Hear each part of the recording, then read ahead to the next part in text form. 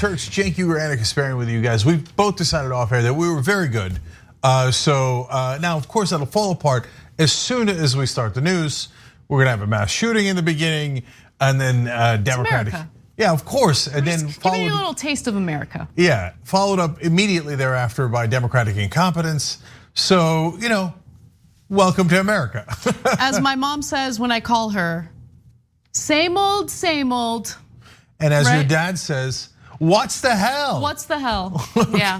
Well, we'll tell you what's the hell. That's what. So here we go. Speaking of which, maybe we should rename the show "What's the Hell." Anyway. By the way, a little bit of a side note. I'm feeling real cute today. Okay. All right. Okay. Well, you know what? I can match that too. Well, come to me. Don't do it. Don't do it. All right. All right, now bad news. Yes, okay, let's get serious because this is devastating, but this is just one of the most common stories in America. Let's do it. Police say the gunman took a sniper-like position, firing onto the parade from a roof using a high-powered rifle. And then you heard people screaming, bodies down, run for your life. That's what I heard. Dr. David Baum, along with Dr. Lauren Schechter, were at the parade with their families, initially running for safety, then turning back around and treating the wounded.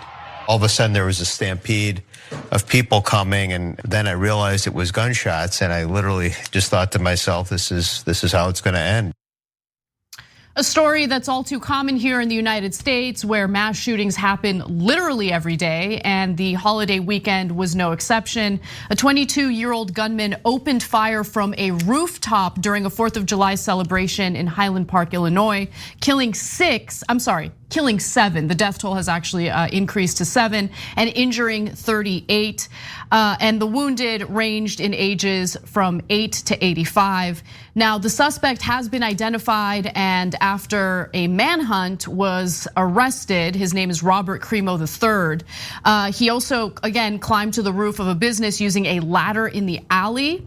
He fired more than 70 bullets, and as of now, we don't know what the exact motive is, although the authorities have ruled out a possible terrorist attack.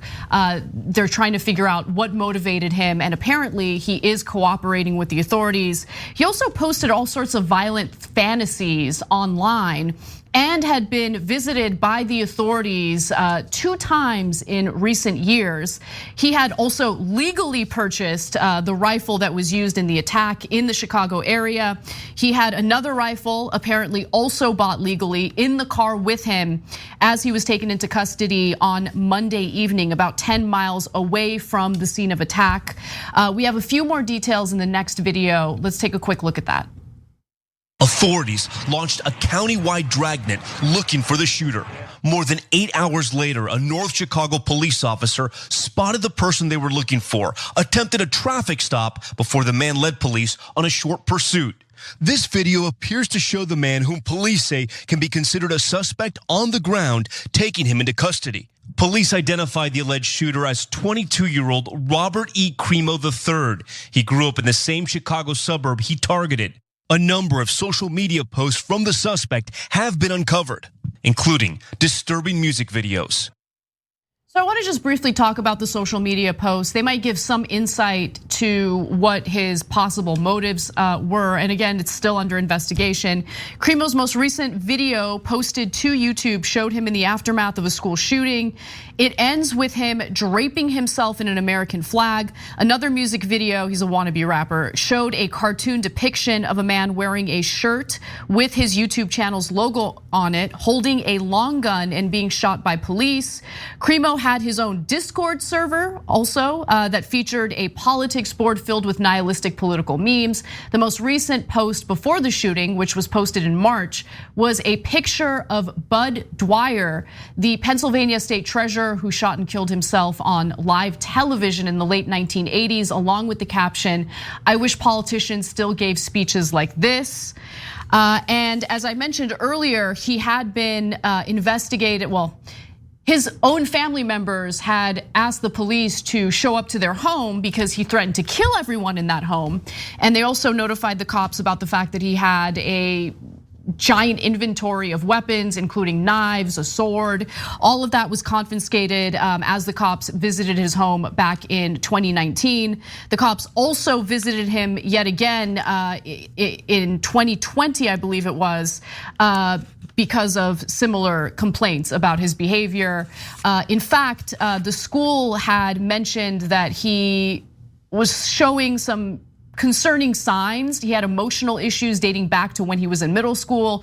And the family was offered resources as a result of that, but they declined to use them. His parents opted to homeschool him instead.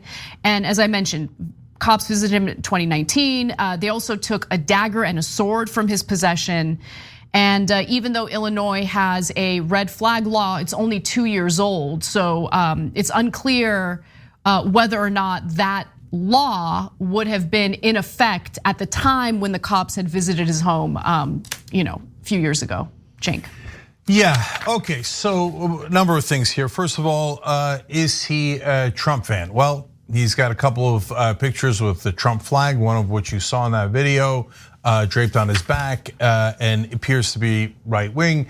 The police have declared it to be not terrorism. Why? Because he's white, let's be honest, okay? So how would they know if this radical murdering right winger is not a terrorist? They haven't even talked to him yet. I think that they just mean, oh, we found out he's not Muslim. I got news for you. The FBI says the #1 source of domestic terrorism is white supremacists, right wingers, extreme right wingers. So no, the authorities are not correct at all. We have no idea why he did it, and terrorism is definitely a possibility. Can I just jump in on that? Because look, I think it's wrong to say this was definitely a terrorism or terrorist attack. We just don't know. But it is interesting that on one hand, the authorities say we're still investigating this, we don't know what the motive was. On the other hand, they've already ruled out that this is a terrorist attack, which I think is fascinating because it's like, how do you say that if you don't know what the motive is yet? Yeah, right? They do it. It's super obvious. Everyone who isn't dishonest knows. They do it based on skin color and based on his religion. If he was Muslim, everyone knows they would think that terrorism was the #1 reason. Again, without even talking to him. They don't know, they say they don't know why. But if he was Muslim, they would have called it potential terrorism. He's a white right winger and they say it's definitely not terrorism. No, the bias is massive, okay? So now, other issues. So red flag laws that Anna mentioned there. Where, what? They're not gonna do any red flag laws. Everything they passed was junk, okay? They did a junk, useless bill that was Republican CYA operation, cover your ass as if they're doing something. You're talking about the congressional, Congress, yeah. Right, so what I was referring to in terms of red flag laws is in Illinois specifically, they passed a state red flag law. Yeah, okay, right. God bless their hearts. But the Illinois case proves why the federal one is going to be totally useless. Because the minute you go and say, hey, someone's a psycho and threatening to kill people, we're gonna take their guns away, the right wing goes nuts. They go apoplectic. They're like, how dare you take beloved guns away from beloved right wingers who threaten to murder people, free speech. And you all know it. What are you pretending that's not the case? Right wingers, you're really gonna be okay with somebody saying, hey, the authorities should take away guns from someone who says they're gonna kill people because they're mad about politics. No, they're not okay with it, which is why we don't have red flag laws in many of the red states. And that is particularly the reason why we don't have a strong red flag provision in the legislation that was signed by Biden. That was the congressional legislation. It included funding for states that have red flag laws, but it did not implement a federal red flag law. I mean, it was the most useless piece of trash legislation you could ever imagine. So of course, nothing happened. Now I'm gonna go to our members because they make 2 excellent points and I love doing the show with you guys. Opinionated wrote in what? No 60 bullets to stop him? Of course, he's white. That gets to a story we're gonna do about Jalen Walker a little bit later in today's show. He was an African-American guy. They shot him well over, they fired at least 90 rounds and hit him 60 times, including when he was dead on the ground for seconds at a time. And they handcuffed him after the fact. And afterwards they handcuffed him. In this case, guy murders 7 people, Wounds 36, taken in, no problem, not a shot fired. I don't know if they took him to Burger King afterwards or Red Lobster or wherever they took him. But somehow the white right-wingers are always captured without a single shot being fired. It's a black guy who, by the way, turned out to be unarmed. He's got 60 bullet holes in him, 60, okay? The correct answer is not to put 60 bullet holes in white people either. The correct answer is for the cops to do their jobs and not go around shooting black people for no reason. Okay, and then Dirge wrote in, wait, the shooter used a ladder. Quick, call Ted Cruz and tell him that he has a better scapegoat than doors, ladders, burn all the ladders. Now, I mean, it's funny, but it's true. Is it the ladders? Is it the doors? Is it the windows? No, you morons, it's the guns. Everyone knows it's the guns, except for the goddamn liars that we humor for no reason.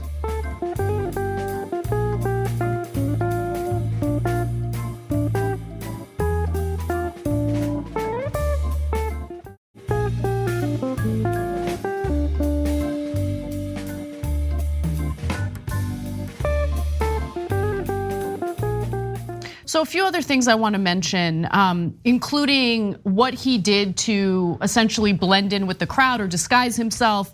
So right wingers have seized on this as a talking point, but I want to make sure that we get out ahead of it and give you the information necessary. So in order to disguise himself, he decided to dress in women's clothing. And so the right wing is trying to make a point about how dangerous transgender people are, of course, which is just a distraction, a way to sow more hatred and fear toward a powerless group of people in this country that are already being victimized and persecuted by these political leaders. But the fact of the matter is he is not transgender and he wore women's clothing to blend in with the crowd and disguise himself.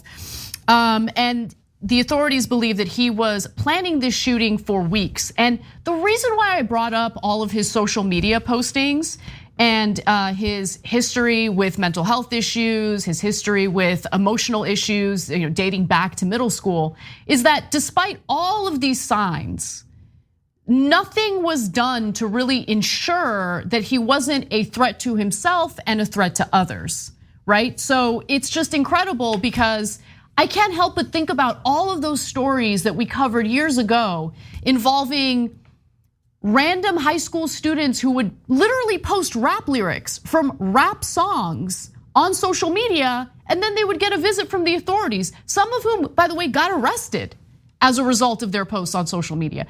It just blows my mind that we see this happen more and more often, where they post insanely disturbing things on social media, on Discord, on 4chan, on whatever forums they have. Is no one monitoring these forums? Of course not, because then right wingers would howl my freedom of speech and talk about murdering you. No, but the point that they make is, no, I mean, look, this is a mental health issue and there were warning signs. Why didn't anyone double check and see what was going on here? That is anything. Any scapegoat, any excuse to avoid having to talk about gun legislation. Look, can we keep it real? If we're talking about mental health issues and people threatening to use their weapons and acting in ways that lead you to believe they might be mentally ill, you would have to really take away the guns of about 25% of Republicans. They're online nonstop going, I got Second Amendment rights. I'm gonna go put a bullet in you, try to take my gun away from me. Try to take it, government, cops, military, I don't care. Come and try to take it. I'll bury you, I'll kill you if you try to take away my guns. Super pro-life of them, by the way. Okay, yeah. All right, well, I mean, red flag laws. You're threatening to murder cops. Nope. Second Amendment, First Amendment. Second Amendment, First Amendment. I got freedom of speech to threaten to murder everyone I know.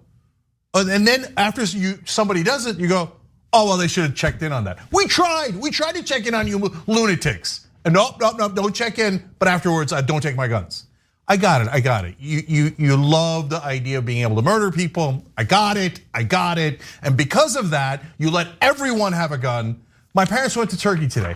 And they were worried about, hey, is our political situation okay? Is everything gonna be safe? Are you kidding me? Hurry up and get to Turkey so you can be safe. It's a madhouse filled with massacres here. Who in their right mind would want to stay here? Guys, wake up, because the media is helping to brainwash you. This is the most dangerous country in the world. Our gun homicide rate is like 64 times other developed nations. It's nonstop massacres as far as the eye can see, and no one's gonna do anything about it. But don't worry. We are allowing the government to make decisions on behalf of women in regard to what they can do with their bodies, because this is a very pro-life country. Again, I just really want to drive that point home. The very politicians who want to control women's bodies, who want the government to get involved in what a woman can do with her body, what a woman decides between her and her doctor, they then turn around and say, no, we can't do anything about guns because in reality, we get paid off and bribed by weapons manufacturers, and we obviously money talks, and we're gonna look out for our donors. That's the real reason. But then they talk about their hobby and how much they care about the Constitution and the Second Amendment, ignoring what the Second Amendment really says, which is right to bear arms and a well-regulated militia. They always forget that second part. But more importantly, everything else in the Constitution is just up for interpretation for the right wing, right? When it comes to the separation of church and state, not as important. I mean, it's in the First Amendment, but not as important. Let's funnel public money into private religious institutions in the country. That's what the Supreme Court just ruled. No, we're in a lot of trouble. Because it's not just about finding opposition, members of the opposition party, in this case, Democrats, to fight back. I mean, we know they're weak, we know they're incompetent, we know they're not gonna fight back. But it takes more than fighting back now. The entire system needs to change. Yeah, look, talk to anyone outside the country. Because you have a skewed perspective inside America because of our media. You talk to people outside the country, they think this place is a madhouse. They can't believe that the right wing has turned this place into an absolute mental asylum, and the Democrats have done nothing to counter it.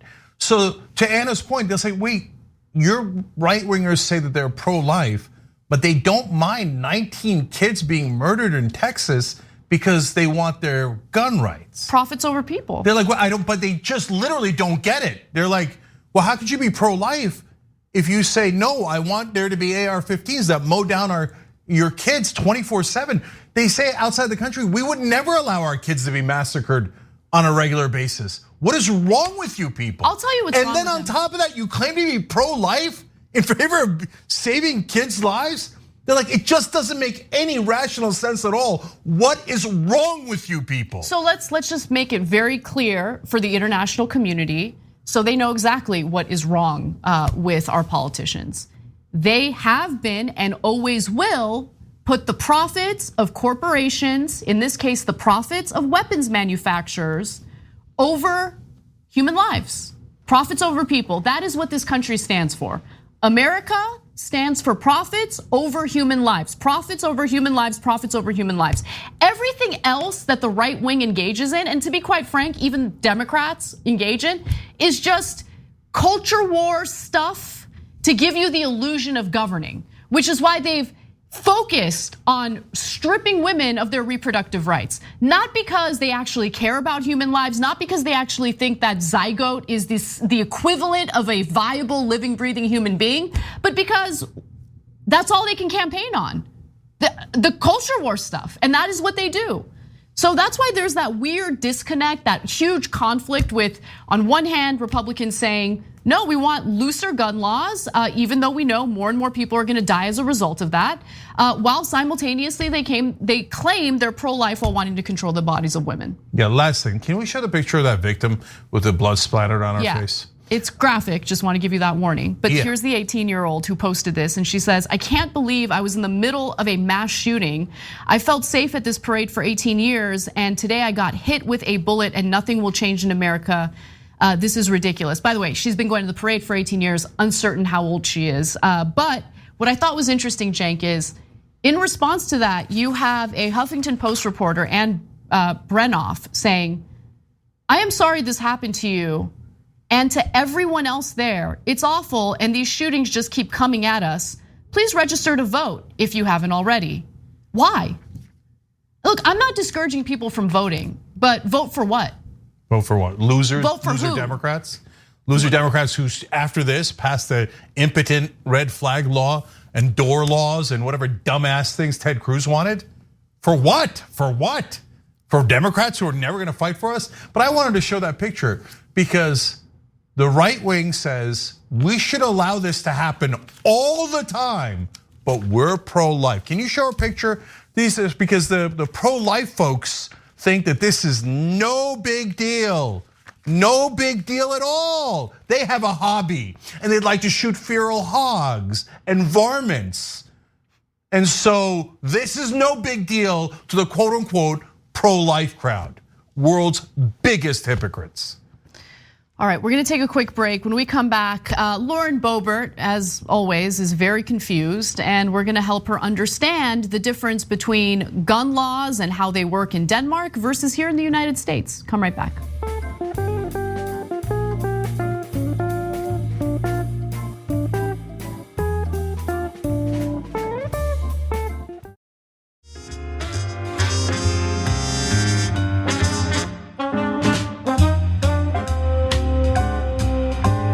Back on TYT, Cenk, Anna, and Bendex with you guys. Bendex, thank you for joining us on YouTube. We appreciate it. They hit the join button below. You can do likewise. Come help us bring truth to the world. And you see we put member comments in our actual content. You guys are the smartest audience. We love it.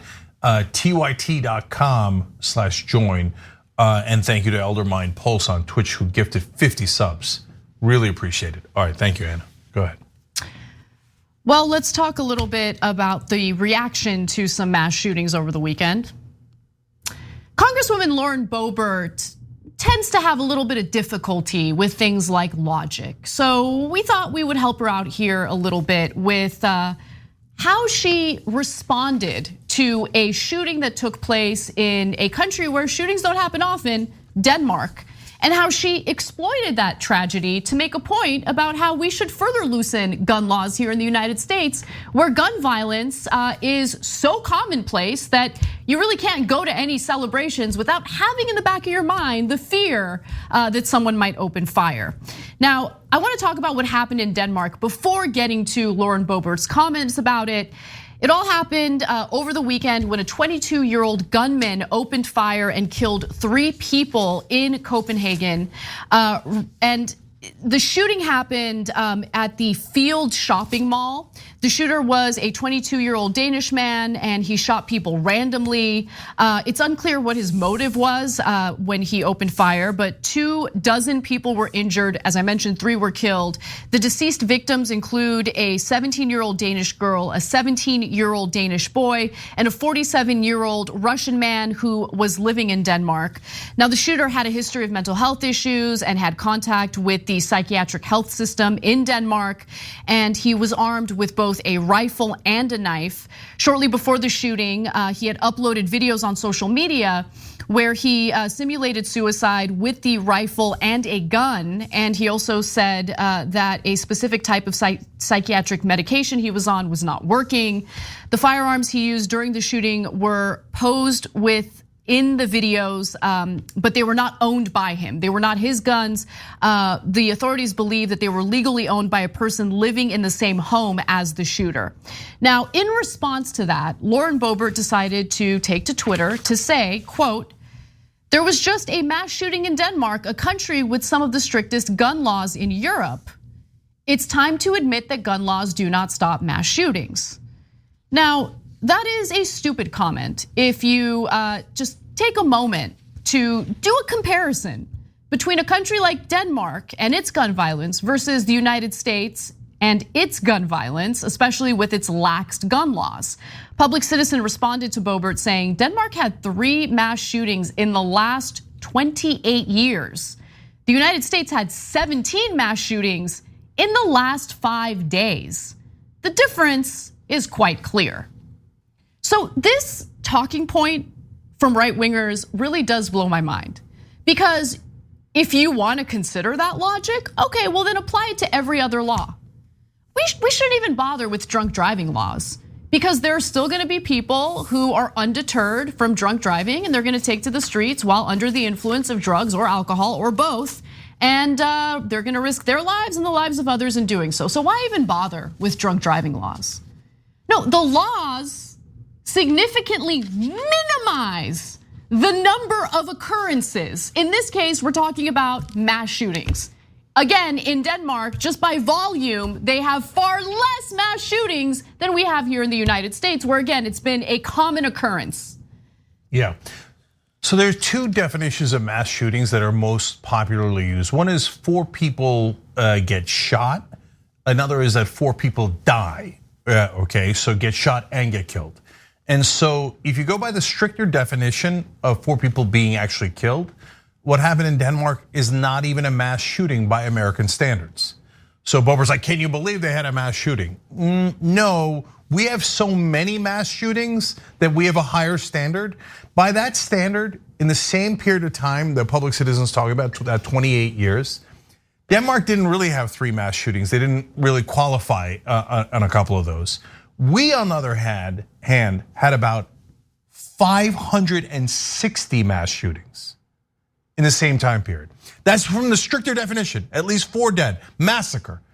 In the time that Denmark maybe had 3, but not really, we had 560 massacres. Let alone, if you count, by the way, the looser definition that Denmark is using, we have 1 a day. And you know what that comes out to over the same time period? Over 10,000 mass shootings in America, 3 in Denmark. It almost seems like stricter gun laws translates to less mass shootings. Am I getting that correctly, or is Lauren Boebert somehow way smarter than everyone else? Yeah, no, it's not a matter of smart or not smart. It's just a matter of facts. And so there is no question, it's not an opinion. America has an order of magnitude higher mass shootings than every other developed nation, every other nation, period. What is it correlated to? It is correlated exactly to the number of guns that we own. It isn't about the number of video games or rap songs or movies, which the whole world gets. They play a lot of video games in Japan. There's rap music everywhere. Every country has mental health issues. Every country has the same amount of mental health issues. So what the only difference is guns. It's super obvious, except to the people who want the guns and who don't mind the massacres. But look, weapons manufacturers, with their profit motive in mind, are donating huge sums of money to politicians like Lauren Boebert. So on one hand, she will look you in the eye and lie to you while claiming that banning abortion is important, controlling women's bodies, having the government control women's bodies is super important because she's pro-life, except for when it comes to those pesky guns, because money talks. And as long as she's collecting that cash from weapons manufacturers, she's gonna continue, honestly, just embarrassing herself. Okay, no self-respect. Lying to the American people about how no, lax gun laws make all the sense in the world, even though there's endless data showing how our lax gun laws translate to more gun-related deaths. In fact, let's do more comparisons between the United States and Denmark. I looked at some data from gunpolicy.org. They do comparisons of various countries and their gun laws. And if you look at this graph, it'll show you the number of gun deaths per 100,000 people in Denmark, okay? That's per capita. And if you look at it, it shows that the number fluctuates a little bit, but it's within the 2-person range, okay? All right, now let's look at the United States, okay? Where, yeah, wow, that's significantly higher. If you look at 2019, for instance, more than 12 deaths per 100,000 people in the United States. So are you really gonna compare the 2 countries and pretend as though the United States is like, we're better off? There's no, I mean, look, they have strict gun laws in Denmark and it's made no difference, except it has made a difference, a significant difference in regard to the number of people who die every year as a result of gun-related deaths, gun-related causes. Look, it's not just Boebert, it's her voters. They just re-elected her. We covered the primary the other night. She won easily by over 30 points. Remember, this is the American psycho that put out the Christmas card with all of her family, including her kids, including her young kids, holding high-powered assault rifles. Because, I mean, look, if you saw that in any other country, it doesn't have to be a politician. If that's just a regular person, they send out Christmas cards like that. The police are gonna come and talk to them and say, are you okay?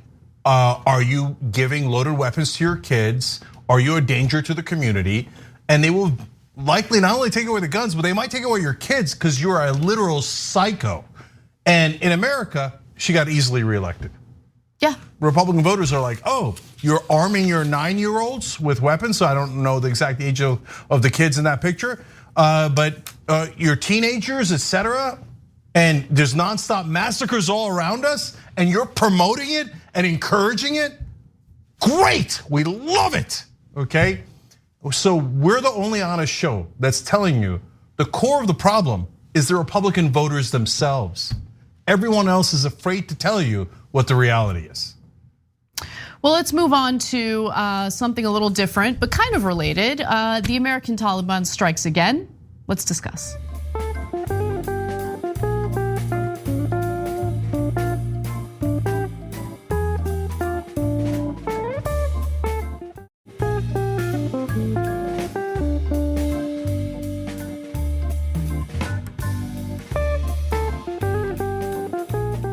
Will the state of South Dakota going forward force a 10-year-old in that very same situation to have a baby? You know what I think is incredible, Dana, in this tragic story, because I heard about this last night. What's incredible is that nobody's talking about the pervert, horrible, deranged individual that raped a 10-year-old. And what are we doing about that? I agree with you. What are we doing about those individuals that do this to these that is children? an important discussion to have. You rape children, that's an issue that the Supreme Court has weighed in as well. Listen, I totally understand that. And as much as we talk about what we can do for that little girl, I think we also need to be addressing those sick individuals that do this to our children. South Dakota Governor Kristi Noem had a little difficulty answering a question about a 10-year-old rape victim who was impregnated by her rapist and had to travel out of Ohio to Indiana just to get an abortion. Now, Kristi Noem was clearly asked by Dana Bash in that interview, do you think that's right? Do you think it's okay? And she deflected by talking about the pervert who raped her and asked, what are we gonna do about that? I don't know, Kristi. Why don't you talk to the DAs? Why don't you talk to the prosecutors in your state and get that squared away? But how about you answer the question about the fact that a 10-year-old was impregnated by her rapist and had to travel outside of the state. She was lucky enough to have a family that had the resources to travel outside of the state to obtain an abortion in a neighboring state, Indiana, which by the way is working on its own abortion bans.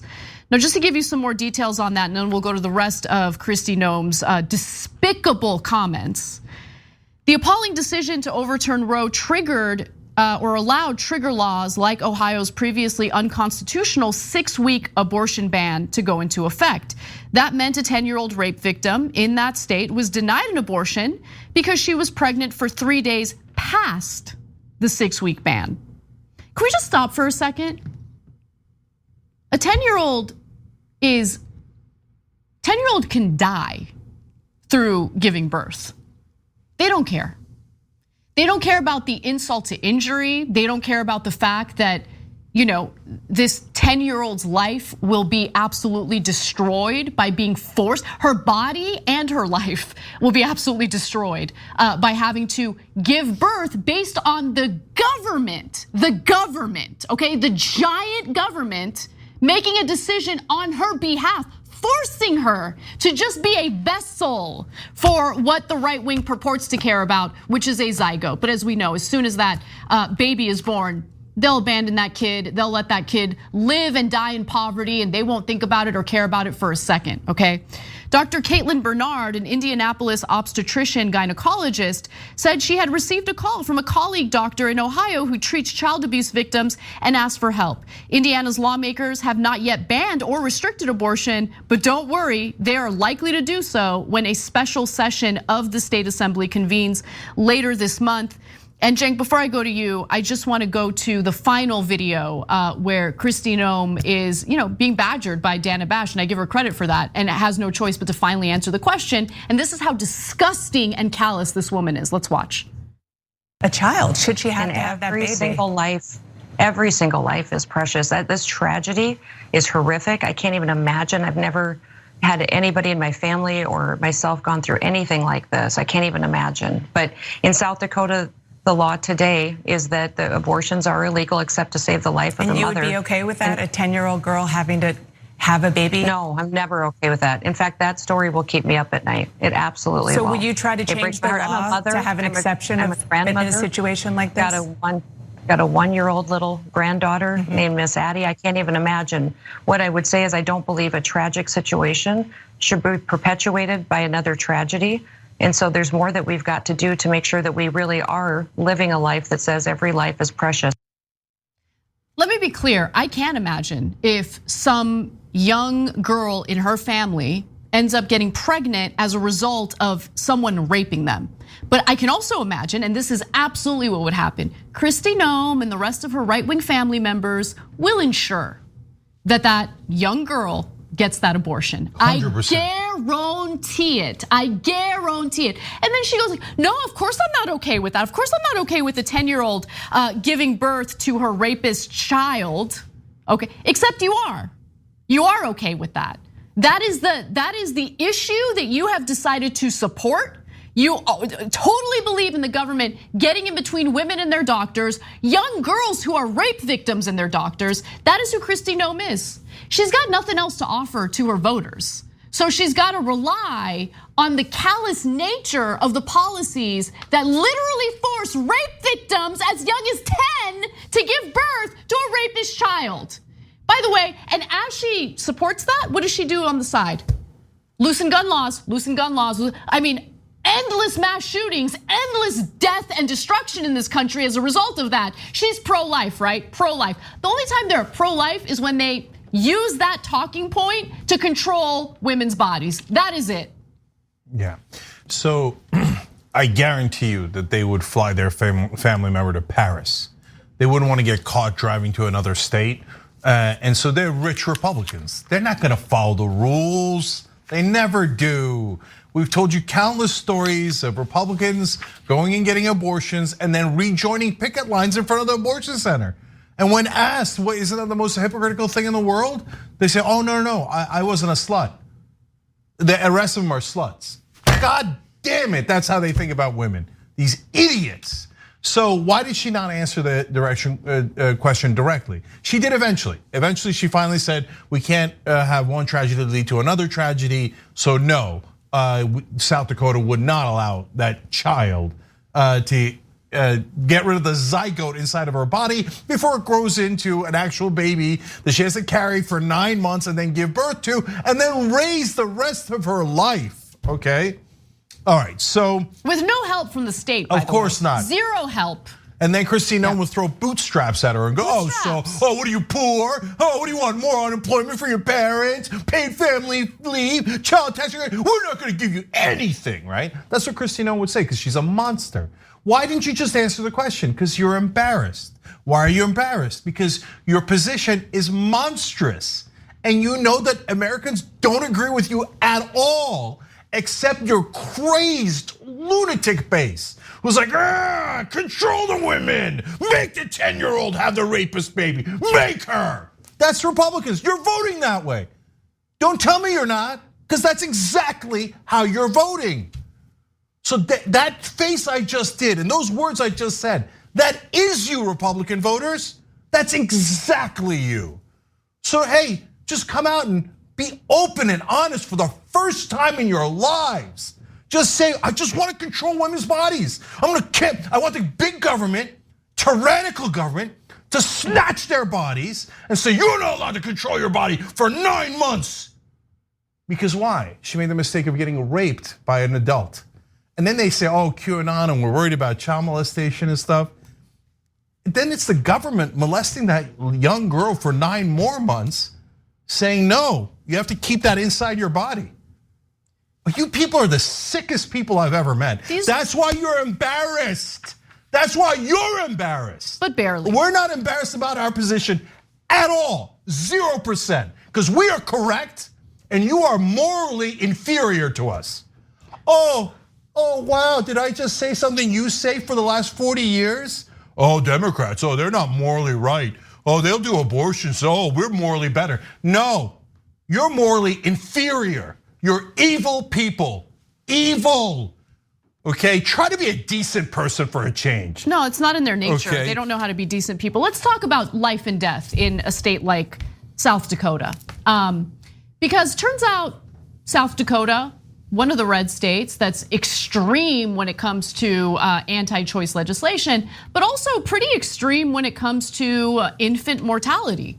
So we're talking about women who want to keep, they want to keep the pregnancy through term. They want to give birth, and we live in a country with all sorts of pick yourself up by the bootstraps garbage that usually ends in death for a lot of people, including newborns.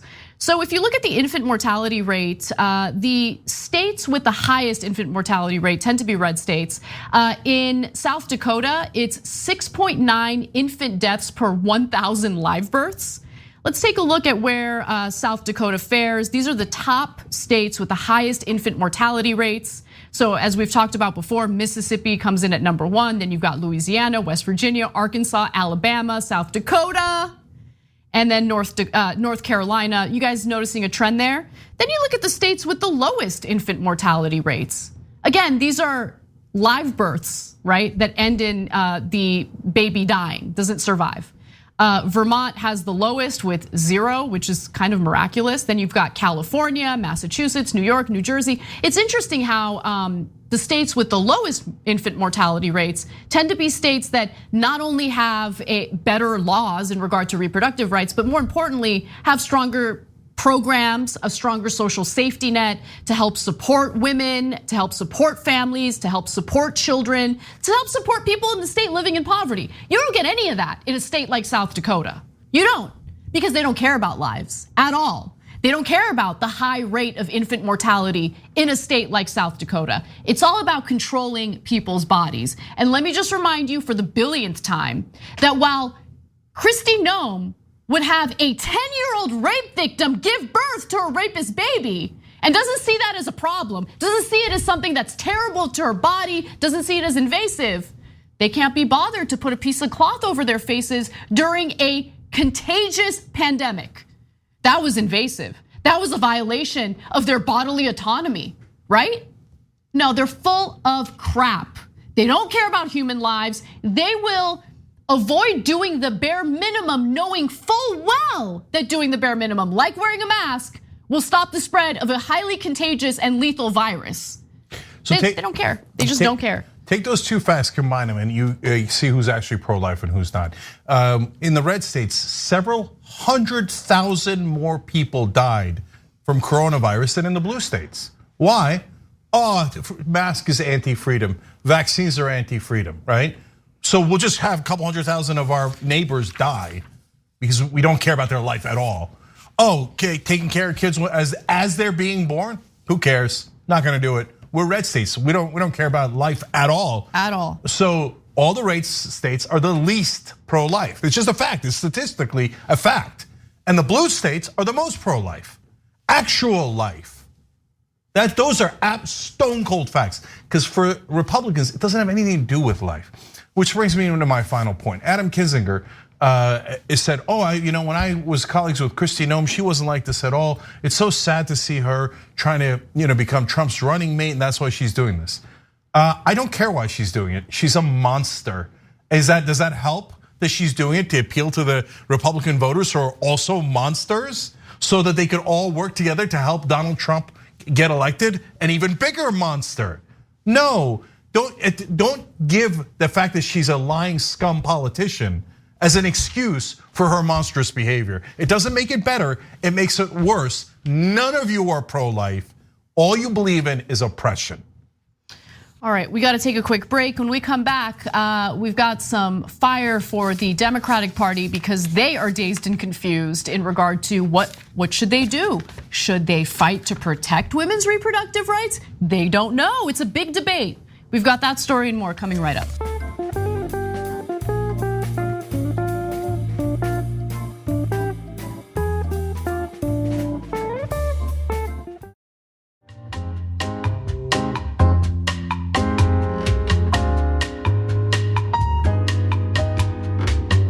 Back on TYT, Cenk and Anna with you guys. More news. Hey, all right. So let's get to Democrats and what they've been up to. Politico reports that there is an actual debate taking place within the Democratic Party in regard to whether or not they should fight aggressively to protect women's reproductive rights. I'm not even kidding, it's a debate. And apparently there are the individuals within Congress who think, no, it's really important that we fight for reproductive rights because young voters who really turn up and make all the difference in elections for us might not show up if we don't support the issues that they want us to support. Congratulations, you just made the most obvious statement ever. But here's what Politico writes. The fear is that the youngest voters who smashed participation records in the last 2 elections and backed Joe Biden by a 25-point margin in 2020 won't vote in the midterms. Some Democrats stress that the Biden administration and Congress need to do more to show their rage and willingness to take significant action to mirror the passion seen among young people, 3/4 of whom support abortion being generally legal. Now, on young Democratic voters and their views on abortion, apparently there's a little bit of a disconnect between the young voters who honestly have everything on the line when it comes to reproductive rights by the very nature of them being young and fertile, versus older Democratic voters who are typically in their elderly period of life and don't have to worry about unintended, unwanted pregnancies. So not only did 3/4 of them say, meaning the young voters, abortion should be generally legal, 30% said that it should be legal in all cases. But according to Pew Research, 54% of voters over 65 said abortion should be legal by contrast. So the real question here is, for the Democrats engaging in this debate, legislatively speaking, do we care at all about these young voters, or do we just keep appealing to older voters who don't really care as much about this incredibly important issue? And look, at the end of the day, it doesn't matter. The mainstream Democratic Party is full of corrupt, self-interested, narcissistic losers who have shown us, who have made it very clear that they really don't stand for a damn thing. On one hand, they pretend to care about reproductive rights. On the other hand, you've got Democratic leadership in the form of House Speaker Nancy Pelosi and House Majority Whip Jim Clyburn showing up to campaign for an anti-choice loser like Henry Cuellar in Texas when he really had a progressive challenger that they could have supported instead and made all the difference by supporting her instead. This is what they stand for. This is what Democrats are. They're spineless, feckless, corrupt losers. They just are. All right, so to give you a sense of how devastating this fact is, that young people are dispirited by the lack of action in Democratic politics. I know most mainstream Democrats that watch MSNBC and CNN will be like, oh, young people, it's their fault. It's okay, we'll just get rid of them. We just ignore them. All right, good luck with that. If you ignore them, you will lose all elections. So that's a fact. Let me explain why that's a fact. So in Virginia, Biden won the state by 10 points over Trump. But Youngkin, the Republican, beat Terry McAuliffe, the Democrat, later in the governor's race. And why did he beat him? Because the electorate was 12% whiter and 8% older. That's all it took. 8% older and you lose. In fact, the Democratic pollster then explained, if that happens in the swing states in 2024, we will lose every single swing state. You will lose every single swing state, Democrats, if you do not deliver something, first of all, for anyone, but also specifically for younger voters. So then I know what you're gonna do next, you morons. You're gonna blame younger voters. Yep, 100%. Why don't you actually do something for younger voters when you have power, instead of just constantly doing, oh, donors, we're gonna help the donors. And then, oh, it's young people's fault. No, it's your fault. It's your fault for doing nothing. 100%. And by the way, none of the media ever tells you that. This article, it has important, interesting facts, we bring it to you, but it's also trash. So everything in the article is framed as, it's young people's fault. Democrats, of course, can't do anything. It's just an assumption baked into the article. And the rest is about how blaming young people for not voting. So let me just give you 2 quotes here. Okay. That's important. So they go to this Democratic pollster, Terrence Woodbury, and very average, normal Democratic pollster, and he says, even so, Democrats think this kind of political theater is what voters, especially Gen Z, need to see to value signal that they're willing to fight for them. Yeah, we're not interested in theater, okay? We get plenty of theater from Democratic leadership. We get the kente cloth Neil sessions. We get the poetry readings from Nancy Pelosi. We ain't interested in theater. We're interested in action. That is what people are interested in. And do you get what the Democratic consultants are telling the Democratic politicians? Just virtue signal to your young voters, but value signal. They renamed it value signal. We're not interested in value signaling. We're interested in elected lawmakers who were elected by people into these positions of power to actually represent their best interests, to do just that. Represent their best interests, counter the damage and destruction and the suffering that's being implemented by the Republican Party. You know, the issues that you campaigned on. The issues you campaigned on. How about you carry out those policies? But they don't. They love the convenient Henry Cuellar excuses. They love the convenient Joe Manchin excuses. Never mind the fact that LBJ managed to get the Civil Rights Act passed at a time when racism was like front and center, okay? Didn't matter. He would use any method, any strategy necessary, whether it was carrots or sticks in the form of coercion, threats, intimidation. He didn't care. That's politics, baby. But the Democratic Party has been castrated by their corporate donors, and they have taken our votes for granted. They think that they're entitled to our votes, even after they do nothing for us. Nah, we're not playing that game anymore. Sorry. Joe Biden would be stupid to run again in 2024. He needs to sit his ass down, take his nap. Take your nap, Joe. Take your nap. Why do you want to run again in 2024? You're ineffective. You are a failure. You have failed the electorate. You have all these people showing up to vote, canvassing on your behalf, ensuring the two Democrats won the Senate runoff races in Georgia because you said it was so important to have that majority in the Senate. And then you turned around and did nothing for the American people. Sit down, don't run again. It would be a massive mistake. I gotta add up to something. I hate the Democrats. Let me just be clear about that, okay? Republicans, garbage. This is not an endorsement of what the Republicans are doing. I am furious that the corporate Democratic Party fearmongers about the right wing and then enables them. That is all they do. They enable them day in, day out. I despise these people. They all need to be primaried. They need to sit down, get the hell out of the way, and let actual leaders do the governing. Sorry, Cenk, go ahead. Yeah, so to build on what Anna was saying, do you remember them saying, hey, if you get us the 2 senators in Georgia, then we'll need 2 more senators. We're not actually gonna do anything. No, you didn't remember that, right? Because they didn't say that.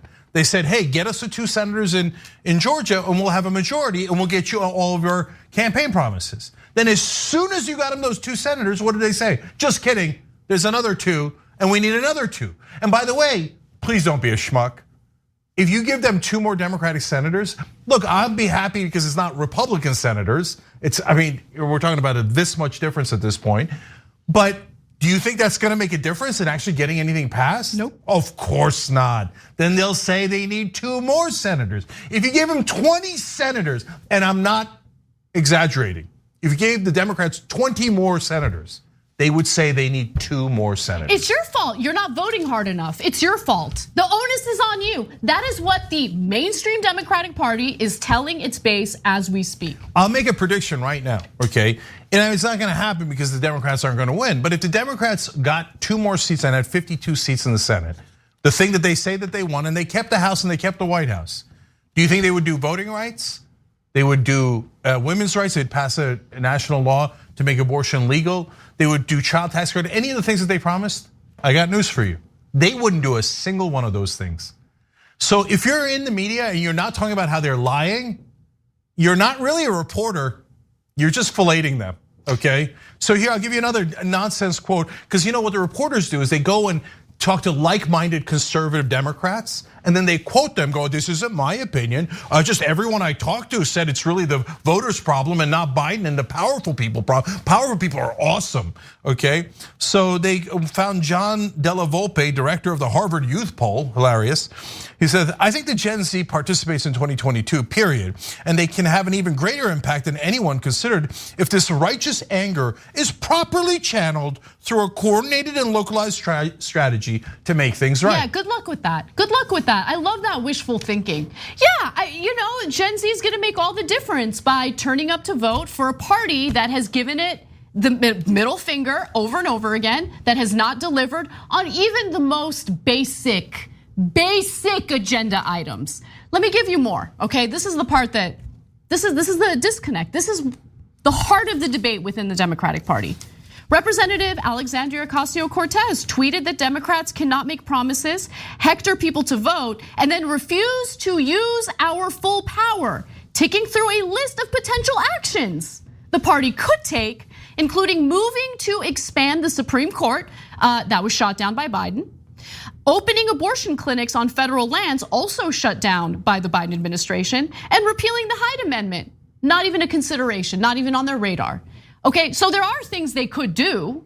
I mean, it's incredible to see the kind of power that Donald Trump was willing to wield versus the power that the Biden administration just leaves on the countertop, walks away, tells you, can't really do much for you. Please vote harder. Please vote harder. Now let's go to the response from people like Vice President Kamala Harris. Harris pushed back on that frustration in front of a room full of donors. Of course she did. Where else would she be? Defending Biden's urging to vote in November. She says, quote, I know some people are saying, stop talking to us about the elections, we know. Don't trivialize the significance. We can't afford to. Because Democrats' margins in Congress are razor thin. It doesn't matter if you guys are in the majority, you don't do anything with that power anyway. Now again, I think people should exercise their right to vote, do so in an informed way. But my problem is with the Democratic Party taking our votes for granted, thinking that it's not something they have to work for, it's not something that they have to deliver for, that it's just something that's automatically granted to them because the other side is so terrible and so vicious. Well, the other side is terrible and vicious, and you've done nothing to stop them. So why would anyone feel motivated enough to turn up to vote, knowing full well that you will not deliver the very basic protections and agenda items for the Democratic Party? Come on. Okay, so I'm just the last couple of things here on what they can do because we're constructive. So AOC came up with a whole list, and then instead of saying, oh, that's a good list, we'll tell you what we can and can't do on that list. And there could be reasons why you can't do a particular proposal, right? No, they turned around and blamed AOC for letting people know that there are actually things that they could do. They're like, shush. What are you doing? People are gonna find out that we don't wanna do anything. Yeah, that's the point. That's the point, okay? Then CNN does a story about how Joe Biden is befuddled. He's like, no, I'm trying to be the anti-Trump. That's why he tried to use his power inside the White House. I'm trying not to use my power. Moron, total utter moron. And he's like, well, I'm sitting here doing nothing. I don't get it. I'm the Democratic president. Everybody should be kissing my ass. And he's like, they had a call. They brought on activists and celebrities. And even the celebrities who are super not progressives, liberals meaning like old school, like, oh, let's do theatrics and not really. Deborah Messing is a good example. Yeah, Deborah Messing loves Hillary Clinton, loves Joe Biden, right? Yep. And oh no, Bernie Sanders will actually do things. Oh no. We kind of like this. Even they're fed up to hear. Deborah Messing started yelling at them. She's a diehard Hillary Clinton supporter. Started yelling at them on the phone. Wait a minute, why did you guys invite us on this call? I thought we were gonna get an action plan. What is your plan? What is your plan? They're like, oh, we don't have one yet. The leak was 6 weeks ago. And afterwards they're like, oh no, this is why we invited you on the call. Because we want you to share TikTok videos of Biden. No, it's insane. It really losers. CNN wrote a piece on this as well. I gotta read you a few excerpts. Okay. Top Democrats complain Biden isn't acting with, or perhaps is not even capable of, the urgency the moment demands. Rudderless, aimless, and hopeless is how one member of Congress described the White House. It gets worse, by the way. So try to follow along with this and not lose your mind. More than a week after the abortion decision, top Biden aides are still wrangling over releasing new actions in response, despite the draft decision leaking 6 weeks earlier. White House counsel Dana Remus had assured senior aides the Supreme Court wouldn't rule on abortion that day. Unbelievable. A White House press aide assigned to the issue was walking to get coffee when the alert hit. They were completely caught off guard. Completely caught off guard. Unbelievable. Negligence, incompetence. Several Democratic leaders privately mocked how the president stood in the foyer of the White House, squinting through his remarks from a teleprompter as demonstrators poured into the streets, making only vague promises of action because he and his aides hadn't decided on more. He is not fit to be president of the United States. Do not run for re-election. I will not vote for him. Just won't. Yeah. Why? What's the point? I kind of want him to run so we could run a progressive against him and beat him easily. No one wants this guy. Okay, so with all the games that the corporate media plays and the mainstream Democratic Party plays, they'll ensure that he's the nominee. They'll ensure it. Our number one problem is corporate media and the lie on top of lie on top of lie to support obvious losers and idiots that are the corporate Democrats because of their infinite goddamn corruption. Last thing, guys, they at least the Politico piece quoted an actual progressive, Amanda Littman, co-founder of Run for Something. She's been on the show. She had a fun quote. She said, they need to get caught trying. Give us a reason to trust you. So finally someone that makes sense because she's younger, she's progressive. And so, well, what could they do? Because whenever I tweet about this on social media, all of the older Democrats that watch MSNBC, they're befuddled just like Joe Biden, like, what can you do? I don't understand. What can we do? There's nothing we can do, there isn't the votes. Well, yeah, there's nothing you can do if you're a loser. If you want to put political pressure on people like Lyndon Johnson did, like FDR did, like every effective president of the United States did in a very practical way, you have votes. And then you go, oh, who voted no and who voted yes? Oh, we voted on the filibuster to get rid of the filibuster to get you legalized Roe throughout the country, right? Oh, it turns out Manchin and Sinema voted no. So Manchin and Sinema are the bad guys. Now we apply pressure. Joe Biden's like, what? What? Apply pressure? I don't know what that means. When do I give in to Mitch McConnell? When's my next nap? Yeah, dude, just Anna's right. I mean, I want you to run so we can kick your ass, but just go home and take a nap if that's what you wanted. Why did you run? Why did you run? And we all know why. Because he has no fire in the belly to get anything done other than Amtrak, okay? Oh, I'm a guy from Scranton and I like to take Amtrak. That's my political theater. Everybody ride it like I'm a normal guy. You've been an insider for 50 goddamn years. Who are you kidding? Yes, corporate media are nonstop liars. Don't believe any of their crap. But Biden didn't have a fire in his belly for a goddamn thing. He ran because of ego. 100%. Here, I'll decipher it for you guys since the media lies to you. Every politician has a giant outsized ego. They don't give a damn about you. And if they're Democrats, they're never gonna do what they promise because they didn't run for you. They ran for themselves so they could have high status and respect from their friends in Washington. That's what this is about. Just playing with our lives. All right, we gotta take a break. When we come back, we have the story of Jayland Walker, who was shot at 90 times by the cops and has 60 bullet holes in his body to prove it. We've got that story and more coming right up.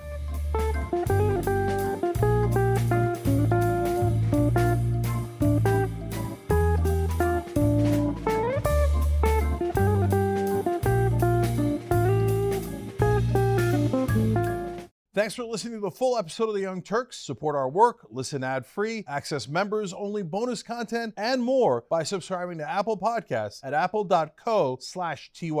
I'm your host, Cenk, and I'll see you soon.